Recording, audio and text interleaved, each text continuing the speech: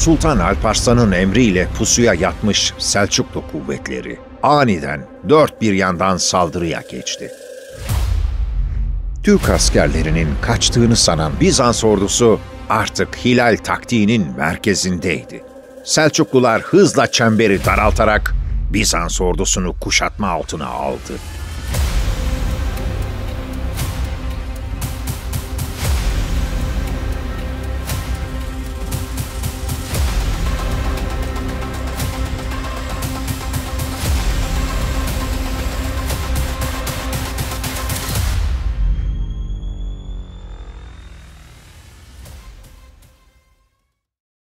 Malazgirt Savaşı öncesinde gelişmeler. 1070-1071 4 Eylül 1063 tarihinde Büyük Selçuklu Sultanı Tuğrul Bey vefat etmişti. 4 hanımının hiçbirinden Selçuklu tahtına varis olabilecek bir melik bırakmamıştı. Taht mücadeleleri sonucunda yeni sultan Tuğrul Bey'in yeğeni Alparslan olmuştu. Sultan Alparslan cengaver ve cesur bir karaktere sahip olup devlet kademesinde ve orduda sevgi ve saygı duyulan, desteklenen bir liderdi. Amcası Tuğrul Bey'in kesin sonuç alamadığı Ermeni seferi için hazırlanmış ve Selçuk ordusu 22 Şubat 1064 tarihinde başkent Rey'den hareket etmişti. Aras Nehri'ni geçip Nahçıvan'a gelerek burada ordusunu iki kola ayıran Alparslan, kendisinin başında olduğu grup için Gürcistan civarını fetih sahası olarak tayin ederken, oğlu Melikşah'ın başında bulunduğu grup, Doğu Roma'nın doğu serhaddinde bulunan kalelerini fethetmekle görevlendirildi. Alparslan, kendi grubuyla Ermenilerin Kangarni eyaletine gelmiş, oradan Gürcistan'a girmiş ve Ahalkelek üzerine yürüyerek burada hakimiyet kurmuştu. Burada oğlu Melikşah'ın komuta ettiği ve kuzeybatıya ilerleyerek Sürmani Kalesi'ni fetheden ordusuyla buluşmuştu. Sonrasında Doğu Roma İmparatorluğu için doğu sınırlarının en önemlisi konumunda bulunan Ani ve Kars kaleleri fethedildi. Ani Kalesi'nin fethedilmesi, kalenin oldukça muhkem bir yapıda olması ve önemli bir konumda bulunması dolayısıyla Alparslan, İslam dünyasında büyük bir ün kazanmıştı. Ani Kalesi'nin fethinin ardından Halife Alparslan'a değerli hediyeler göndermiş ve Ebul Feth, yani Fethin babası unvanını vermişti. 1070 yılında Sultan Alparslan, Mısır Fatimi halifeliğinde yaşanan karışıklıklardan faydalanarak Mısır'ı Büyük Selçuklu Devleti topraklarına katmak amacıyla bir sefer düzenlemek kararı aldı. Onun bu sefere çıkışındaki en büyük etken, Abbasi halifesi El-Kaim bi Emrullah'ın o dönemde İslam dünyasında var olan çift başlılığı ortadan kaldırmak istemesiydi. Bu amaçla Anadolu'ya giren Sultan Alparslan, Van Gölü'nün kuzeyinden Malazgirt Kalesi'ne doğru ilerlemiş ve kaleyi kolaylıkla ele geçirmişti. Ardından Erciş Kalesi'ne doğru yürüdü. Burayı da fethettikten sonra Diyarbakır üzerine yönelmişti. Mervani emiri Nasr'ın itaatini arz etmiş, ardından Bizans'ın elindeki Ergani ve Siverek gibi kaleler ele geçirilerek Urfa önüne gelinmişti. Urfa'yı Mart 1071'de kuşatan Sultan Alparslan, 50 günlük bir direnişle karşılaşmış ve kaleyi ele geçiremeyince 50.000 dinar fidye karşılığında kuşatmayı kaldırmıştı. Seferine devam eden Sultan Alparslan'ın yeni hedefi Halep'ti. Sultan Alparslan, esasen Halep Kalesi'ni kolaylıkla ele geçirecek askeri güce ve silahlara sahipti. Fakat o kalenin silahsız bir şekilde alınmasını istiyordu. Çünkü Halep, uzun yıllar Bizans İmparatorluğu'nun karşısında Müslümanlar adına savunma kalesi durumundaydı. Ayrıca Bizans hudutlarına yapılacak akınların çıkış noktası da Halep Kalesi'ydi. Bu kadim kentin yıllarca oynamış olduğu rol ve stratejik önemi, Alparslan'ın Halep kale surlarına ve kale sakinlerine zarar gelmemesi yönünde düşüncelere sahip olmasına sebebiyet veriyordu. Zaten Hali hazırda Bizans tehlikesi de devam etmekteydi. Bizans orduları bu yıllarda sürekli bölgeye seferler düzenliyordu.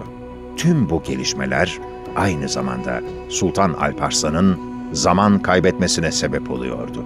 Bu yüzden iyi niyetinin sonuç vermediğini görünce daha fazla bekleyemedi. Mancınıklara ateş emri veren Sultan Alparslan, kalenin en sağlam burcu olan Ganem adlı burcu mancınıklarıyla dövmeye başladı. Fakat bu atışlar aslında korkutma amaçlıydı. Alparslan, Mahmud'un teslim olması için onu korkutmaya çalışıyor, burçlara zarar vermek istemiyordu. Fakat bu da Halep askerleri tarafından alay konusu oldu. Bu atışlarla burca hiç zarar gelmediğini gören askerler, burca atlas kumaş serdiler. Alparslan bunun ne anlama geldiğini sorduğunda, içeridekilerin gürültüden başlarının ağrıdığını, gürültü çıkmasın diye atlas bez parçası serdiklerini söylediler. Bu cevabı alan Sultan Alparslan adeta çılgına döndü. Başta Nizamülmülk olmak üzere etrafındaki herkes Sultan Alparslan'ı zor sakinleştirmişti. Bu sırada Halep önlerinde bu hadiseler yaşanırken, Sultan Alparslan'ın istihbarat teşkilatını da kaldırmasından dolayı haberini alamadığı bir takım ciddi gelişmeler yaşanmaktaydı. Bizans İmparatoru Romanos Diyojennes, yaklaşık 200 bin kişilik ordusuyla Doğu Anadolu bölgesine yaklaştığından haberi olmamıştı. Ve bu durum Selçuklu Devleti için ciddi bir tehlike arz etmekteydi. Bizans elçisi ve Mısır seferinin iptali 1071. Sultan Alparslan, Halep sorununu çözdükten sonra Mısır üzerine yola koyulmak için hazırlıklara başladığı esnada Bizans İmparatoru Romanos Diyojennes'ten bir elçi yola çıktı. Elçi geldiğinde İmparatorun Erzurum üzerinden Ahlat'a varmak üzere olduğunu ve sultanın Malazgirt, Erciş, Ahlat ve Membiç bölgelerinden çekilmesini, aksi takdirde ordusuyla saldırıya geçeceğini bildirdi. Alparslan, İmparatorun bu tehdidine çok öfkelenmiş ve derhal Bizans ordusunu durdurmak için Mısır seferinden vazgeçip Doğu Anadolu'ya gitme kararı almıştı. Geri dönüş yolunda hızının kesilmemesi ve Suriye bölgesindeki fetihlerin aksamaması adına askerlerinin bir bölümünü Halep bölgesinde bırakıp doğruca geri döndü. Kaynaklara göre geri dönüş esnasında kendisine yetişemeyen askerler ordudan kopmuş. Hatta Fırat Nehri'ni geçerken pek çok at, deve ve yük hayvanı telef olmuştu. Sultan Alparslan'ın bu hızlı hareketi sadece Selçuklu Devleti için değil, İslam devletlerinin de savunması için hayati öneme sahipti. Bu olay, istihbaratın önemini bir kez daha göstermişti. Malazgirt'e doğru. Ağustos 1071. Sultan Alparslan, bölge kaderine doğrudan etki yapacak olan bu büyük savaşa hazırlıksız yakalanmıştı.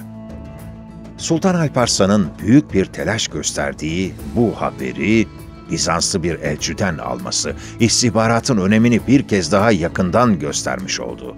Hatta bu konuda Vezir-i Nizamülmülk'ün yorumunu Siyasetname adlı eserine yazmış olduğu şu cümlelerinden anlıyoruz.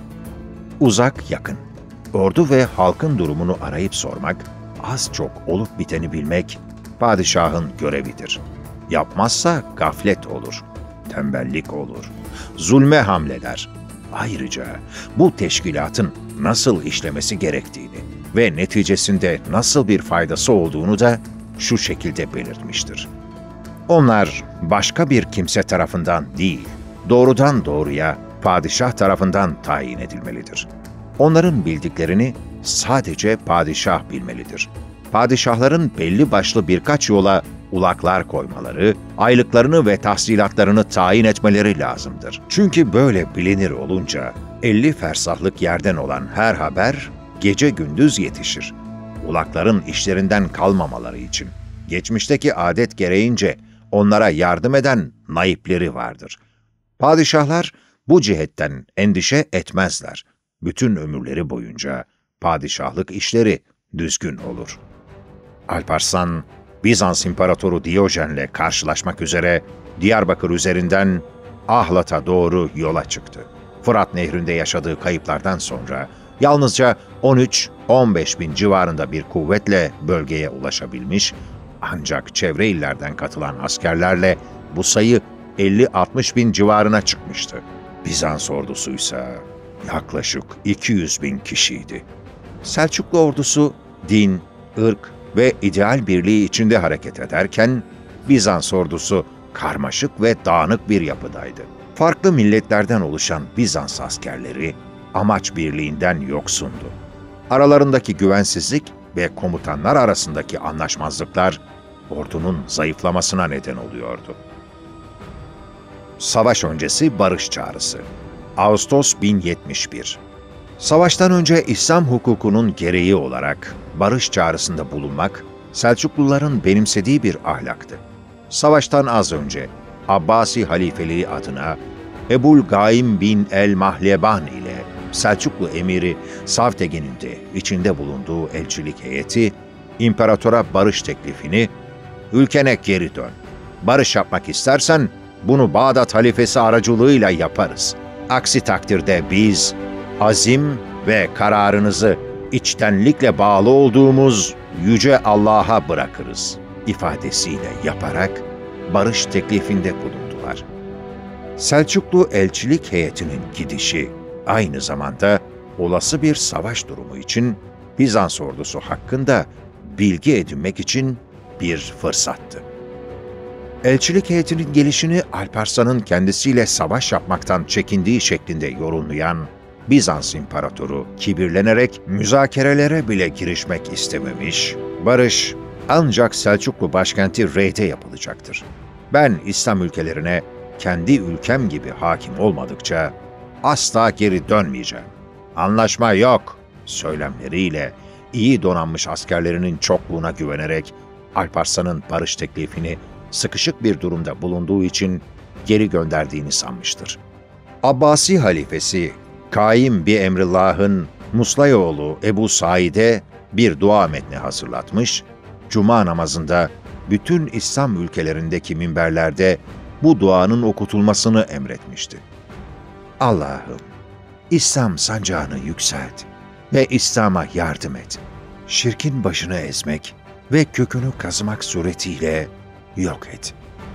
Bu duanın başta hilafet başkenti Bağdat olmak üzere bütün İslam ülkelerinde derin bir inanç ve içtenlikle yapıldığını duyan Türk kumandan ve askerleri üzerinde müthiş bir manevi kuvvet oluşmuştu.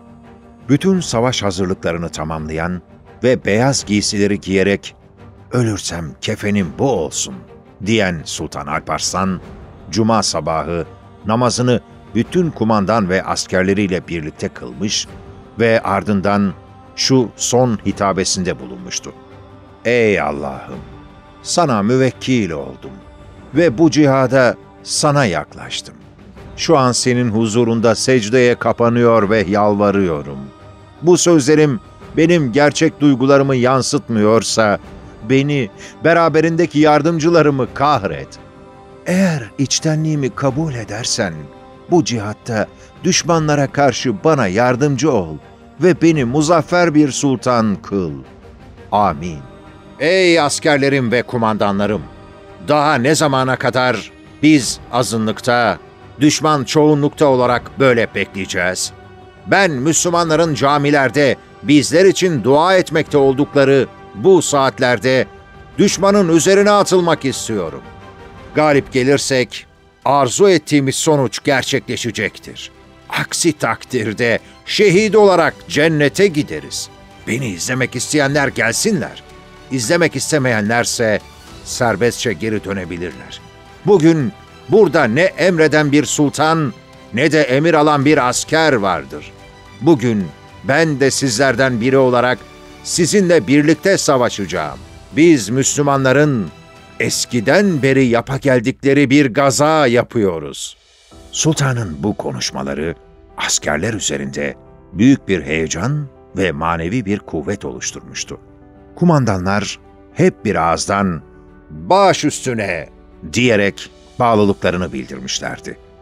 Alparslan bu konuşmalarıyla askerlerinin cihat ruhuna motive etti ve İslam uğruna şehitlik mertebesine ulaşma inancını vurguladı. Ayrıca ordusunun başında bizzat savaşacağını söylemişti. Malazgirt Meydan Savaşı 26 Ağustos 1071 26 Ağustos Cuma günü saat 13:30 civarında iki ordu Malazgirt Ovası'nda karşı karşıya gelmişti. Sultan Alparslan ordusunu büyük bir disiplinle savaşa hazırlarken ordunun temelini hafif süvariler oluşturmaktaydı. Bu süvariler zırhsız ya da hafif zırhlı olmaları sayesinde yüksek hareket kabiliyetine sahipti ve savaş meydanında düşmanı yanıltma ve bastırma üzerine kurulu hilal taktiği kullanmada ustalardı. Savaşın ilk aşamalarında Selçuklu hafif süvarileri Bizans ordusuna karşı sürekli vurkaç taktiği uygulamıştı. Türkmenler aniden Bizans hatlarına saldırıp oklarını atıyor ve hızla geri çekiliyorlardı. Amaç Bizans ordusunun düzenini bozmak, askerleri yıpratmak ve moral kaybına uğratmaktı. Ayrıca bu taktik, Bizans ordusundaki Oğuz asıllı paralı askerleri Selçuklu tarafına çekmek için bir psikolojik savaş tekniği mahiyetini de taşıyordu. Bizans ordusu, Selçuklu okçularının saldırısı altında kalmış, ancak bu saldırının bir ön taarruz olduğunu fark edememişlerdi. Okçuların düşmanı yıprattığı bu aşamanın ardından Selçuklu birlikleri kontrollü bir şekilde geri çekilmeye başladılar. Türk askerlerinin kaçtığını sanan Bizans ordusu büyük bir hata yaparak düzenini bozdu ve Selçukluların peşine düzensiz bir şekilde takıldı. Selçuklu kuvvetleri geri çekilirken Bizans ordusunu önceden belirlenmiş pusu bölgesine çekiyorlardı. Sultan Alparslan'ın daha önce tepelerin arkasına yerleştirdiği ve ileri gönderdiği gizli kuvvetler bu sessiz pusuda bekliyorlardı.